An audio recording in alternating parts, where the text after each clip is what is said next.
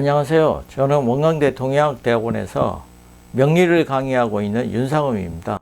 지난 영상에서 미인을 만나면 망하는 사주를 공부했는데 오늘 공부할 내용은 미남과 결혼하면 망한 사주입니다.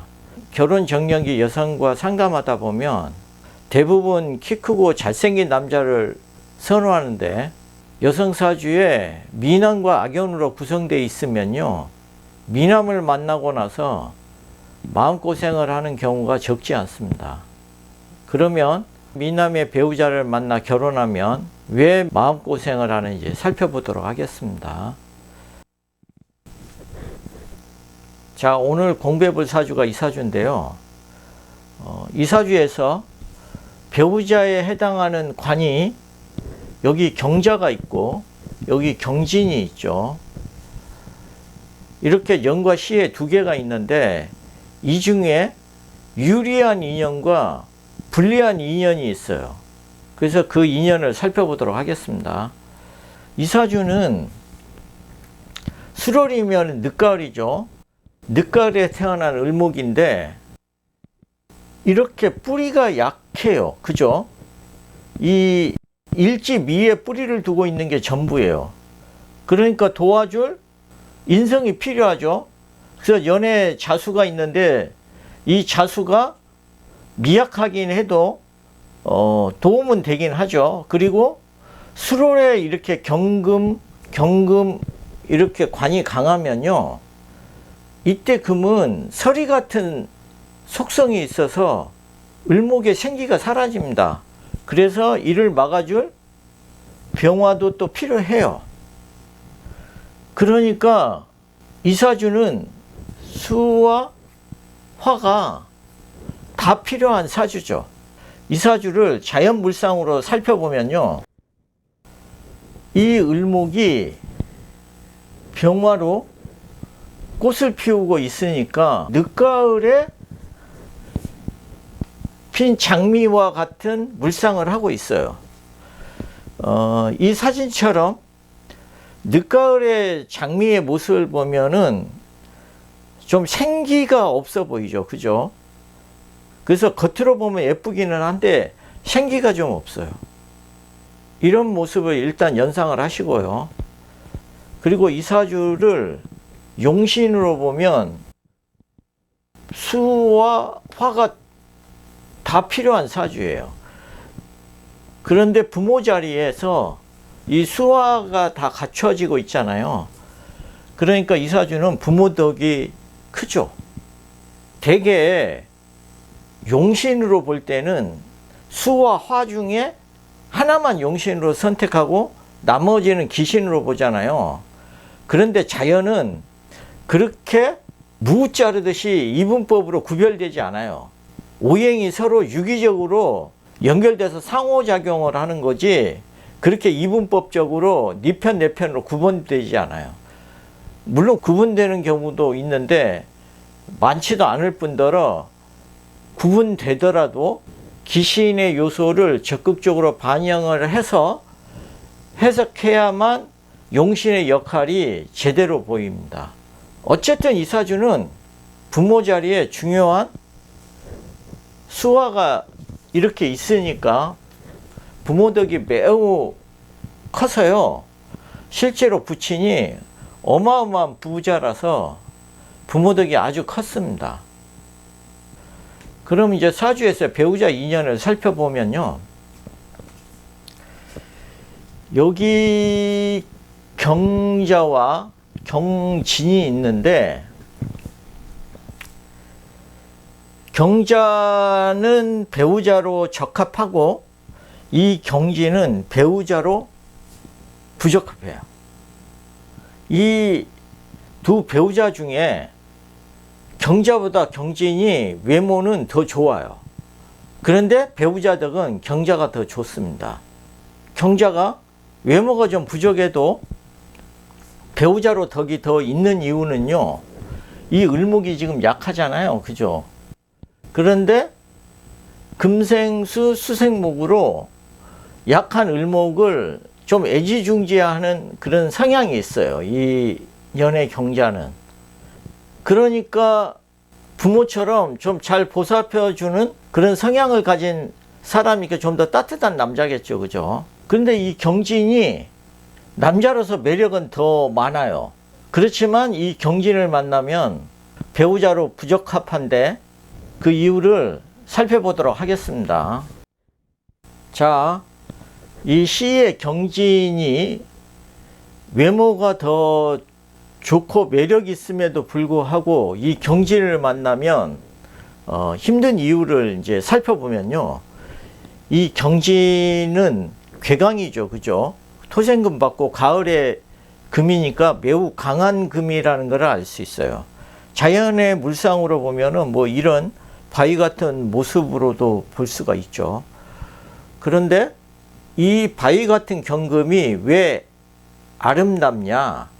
그거는 이 경금이 을경합을 하고 있는데 경금과 을목의 관계를 자연에서 살펴보면 을경합을 하고 있으니까 바위랑 합하고 있는 자연의 물상은 담쟁이 같은 덩굴로 보는 게 합리적이죠. 그죠?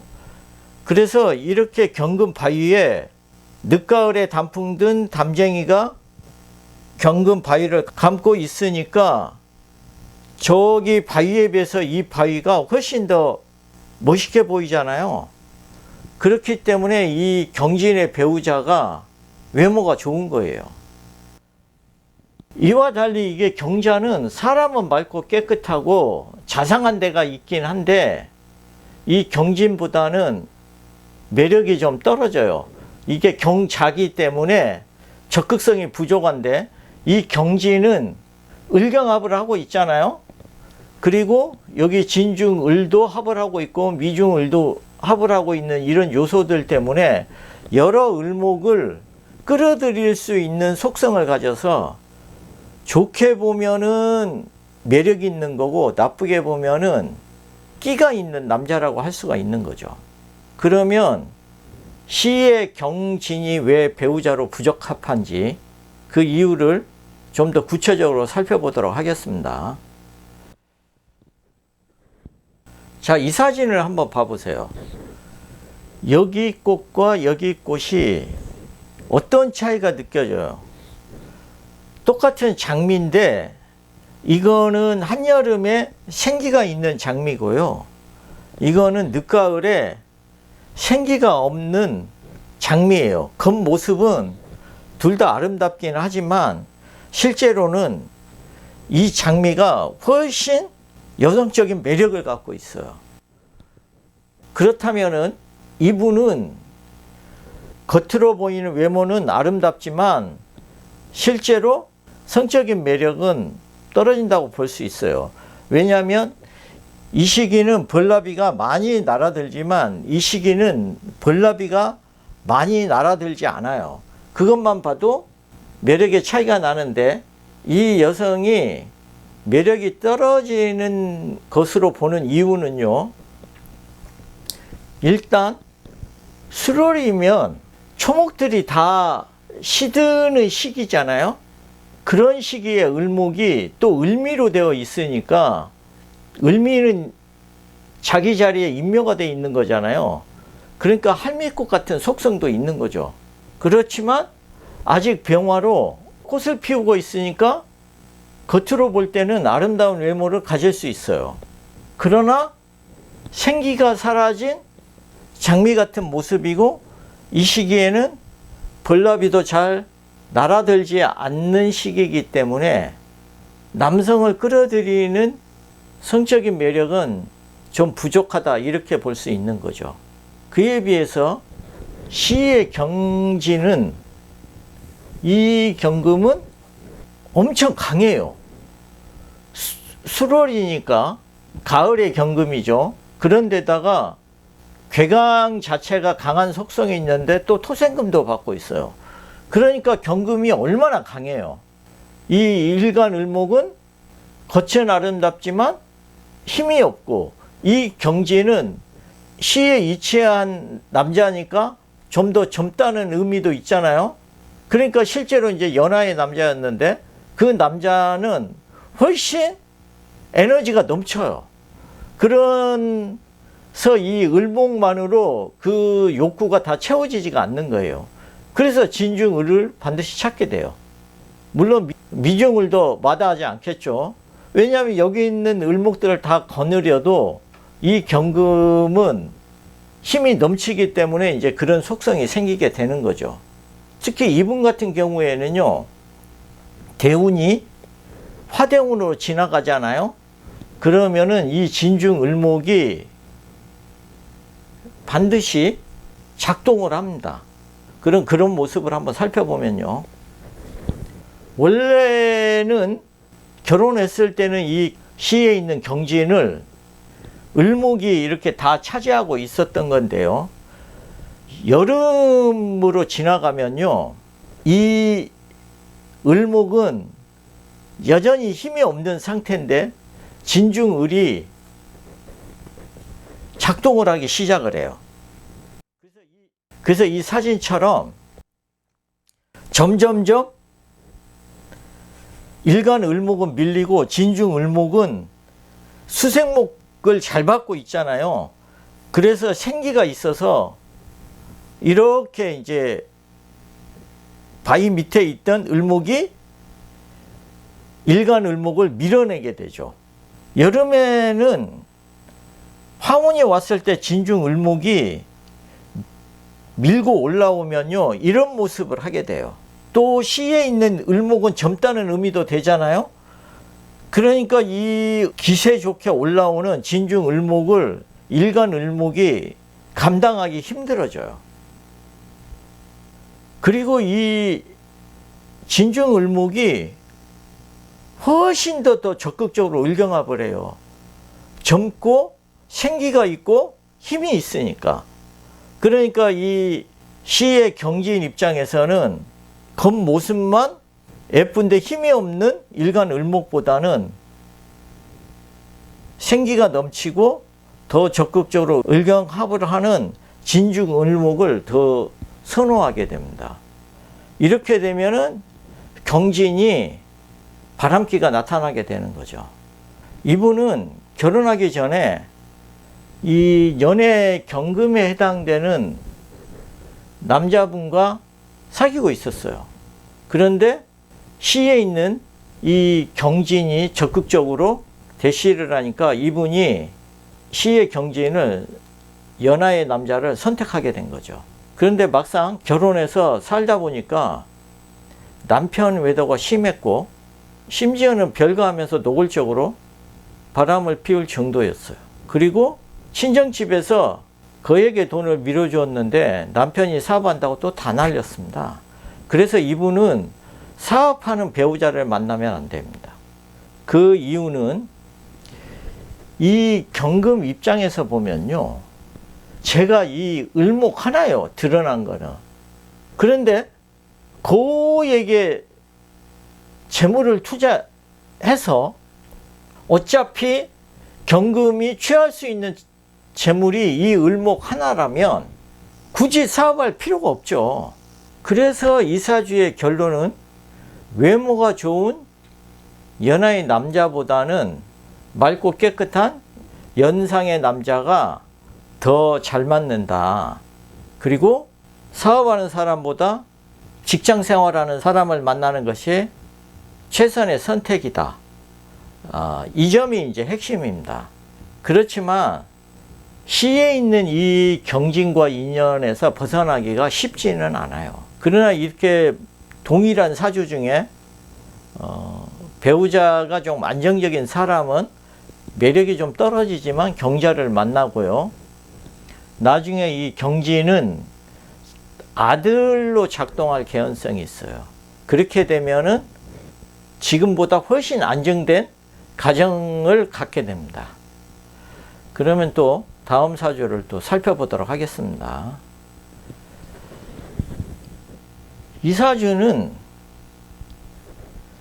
5월의 경금이지만 금이 아주 강하죠, 그죠?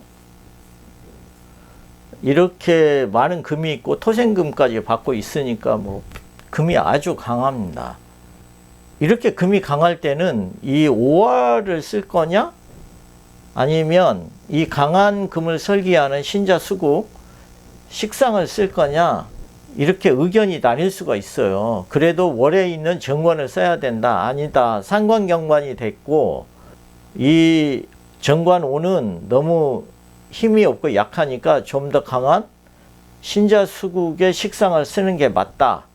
이렇게 의견이 나뉠 수가 있는데, 어느 것이 용신인지 보다는요, 이사주는 자유의지에 의해서 수와 화의 쓰임과 역할이 어떻게 달라지는지 파악하는 게 핵심입니다.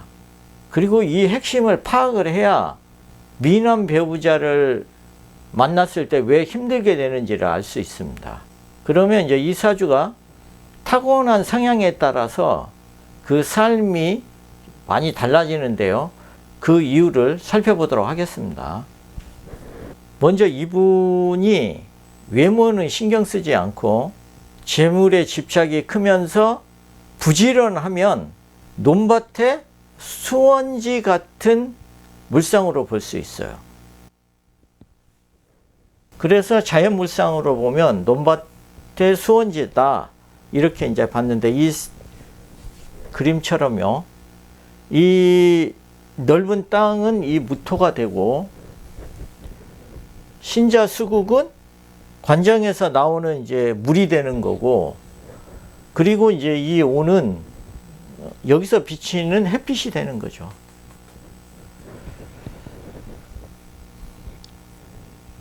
이러한 요소를 갖고 있으면요, 이 넓은 땅에서 없는 목을 키우려고 노력을 하기 때문에요, 엄청 알뜰하고 재물에 집착이 커요. 당연히 이 넓은 땅에 이 자기가 식상으로 생재를 하려고 하니까 엄청 성실하고 부지런해요. 특히 이런 사람이 무에서 유를 만들어야 되기 때문에 보통 노력으로는 안 돼요. 많은 노력을 기울여야만 어떤 결과물을 만들 수가 있습니다. 그래서 이런 사주가 오히려 큰 부자가 되기도 합니다. 그 크게 부자가 될 수 있는 이유가 이 사주가 가진 조건이 그래요. 이런 사주를 무제사주라고 하는데요. 이렇게 한여름에, 5월이니까 한여름이죠. 한여름에 넓은 이런 밭에 신자수국 땅과 햇빛과 물, 신자수국에 물이 있으면 여기에는 지구 어디에도 반드시 목이 자라게 돼 있어요. 그래서 이분이 여기 있는 물을 가지고 이 많은 논밭에다가 물을 공급을 해서 여름에 햇빛을 통해서 목을 키우려고 하면, 그러면 이분은 반드시 재물을 많이 가지게 돼요. 특히 이럴 때는 부동산에 재물이 많습니다. 특히 농부처럼 빈 땅에 나무 하나라도 더 키우려고 열심히 노력하는 모습을 보이고, 외모는 신경 쓰지 않고 실속 있게 행동을 하잖아요. 그러면 큰 재물을 모을 수가 있어요. 그런데 이와 달리요, 이와 정반대의 성향을 보이잖아요. 그러면 재물이 없습니다. 그 이유를 살펴보면요, 앞의 성향과 달리 이분이 멋부리기를 좋아하고 사치스러운 면이 있으면서 게으르면, 이때 물상은요, 논밭에 있는 수원지가 아니라 조명을 바라보는 보석과 같아요. 이렇게 되면요, 이런 성향을 갖게 되잖아요. 그러면은 이때 신자진 수국의 그 상관은요, 무토에 공급하는 물이 아니고요, 일간 경신을 닦는 물이 돼요. 그러니까 샤워하는 물처럼. 이렇게 신자수국의 물은 목을 키우는 게 아니고 일간 경금을 깨끗이 닦는 데 사용을 하니까 멋부리는 것으로 나타나죠. 그리고 오화는 목을 키우는 햇빛이 아니라 자신을 예뻐해주는 남자의 그 어떤 조명으로 쓰이기 때문에, 이럴 때는 당연히 게으르고 재물이 없는 거죠. 그러니까 화와 수를 일간 경금이 못 내는 데 쓰기 때문에요. 목을 키워야 되겠다는데 큰 관심이 없어요. 실제로 이분은 경제적으로 그렇게 여유가 있는 분이 아닌데도 외모를 가꾸는데 1억 이상 썼어요. 그리고 잠깐 옷 장사한 것 외에는요, 일을 한 적이 없습니다. 이렇게 무토에 수를 공급하지 않았으니까 당연히 땅에 목이 자랄 이유가 없죠. 그렇기 때문에 이분 같은 경우에는 부동산으로 재물을 갖기가 어렵습니다. 그리고 이 사주는 배우자가 바람둥이였고 배우자를 밀어주다가 많은 재물이 흩어졌는데요. 왜 그런지 그 이유를 살펴보겠습니다. 이 사주는 비겁이 많죠, 그죠? 경신도 있고 경금도 있고 유금도 있으니까 이렇게 다양한 금이 있고, 이 오화가 햇빛으로 작용해서 무토에서 목을 키우려고 하는 남자면은 농부처럼 근면성실하게 열심히 일하는 사람인데요. 이 남자를 일간 경금이 조명으로 비춰주는 남자를 원했잖아요. 그러면 이 남자는 자신만 비추는 게 아니에요. 경신도 비추고 천간의 경금도 비추고 연에 있는 유금도 비춰요. 그러니까 한마디로 이렇게 다양한 금들을 비추는 조명이 되니까 이 사람은 바람둥이 소지가 매우 많다는 걸 알 수 있어요. 특히 오는 사유축에서 보면 오가 도화잖아요. 그러니까 도 바람기가 나타날 개연성이 많죠. 그래서 이럴 때 오화 남자가 멋부리는데 신경 쓰면 거의 100% 바람기가 있습니다. 그리고 이제 이사주를 만나면 재물이 흩어지는 이유가 있는데요. 그 이유는 이 오는 이 많은 금을 녹일 정도의 화력이 없어요. 매우 약해요. 그렇지만 이 오와 관의 입장에서 보면은 이 유금, 경금, 경신 이런 것들이 다 재물에 해당되죠. 그죠? 그러니까 자기가 맘만 먹으면 곧 돈을 벌 것 같아요. 그러나 많은 금에 비해서 여기 있는 화의 기운이 너무 약하잖아요. 그러니까 당연히 못 녹이죠. 잘해야 그을리는 게 전부예요. 그런데 이제 본인은 다 금을 녹여서 큰 돈을 벌 수 있을 거라고 생각을 해서 큰 소리를 치니까 이분이 진짜 녹일란가 싶어가지고 친정에서 이제 많은 돈을 끌어와서, 돈이 목이죠, 그죠? 이 목생활을 해줬어요. 그런데 이 아무리 목생활을 해줘도 이 많은 금을 감당하기에는 너무 미약하니까 친정에서 끌어온 돈만 날렸죠. 이렇게 화가 약해서 금을 제대로 녹이지 못하는 이런 구조가 되면요, 배우자는 사업하는 사람보다 직장인과 결혼하는 게 좋습니다. 어쨌든 이분은 본인 기질도 그렇지만 허황기가 있고 한량 같은 배우자를 만났는데, 남편이 사업하면서 많은 돈을 날리는 것까지는 참았어요. 그런데 바람까지 이제 피우니까 그 이유 때문에 이혼을 했습니다. 이분은 평소 사치가 아주 심한 편이라요. 얼굴에 1억 이상 투자를 했다고 했잖아요. 그 정도로 외모에 신경을 쓰는 분이에요. 그러니까 본인도 성실하게 일하는 직장인보다는 사업한다고 허세 부리는 남자를 좋아하게 됐던 거죠. 어쨌든 이분이 신자수국으로 무토에 물을 공급해서 목을 키우려고 하는 기질이 있을 때는 남자도요, 금들을 비추면서 이 끼를 부리는 남자가 아니라 이 무토에 태양의 열기를 공급하는 농부 같은 사람, 열심히 목을 키우려는, 성실하게 일해서 돈을 모으려고 하는 사람을 만나게 됩니다. 그런데 이분처럼 수국의 물을 무토 땅에 공급하지 않고 자기를 가꾸는 데 쓰고 또 자신을 비춰주는 남자를 선호하게 되면 그 남자를 만나서 고통을 받게 된다. 이게 이제 핵심이고요. 이혼하고 나서도 지금까지 일을 해본 적이 없어요.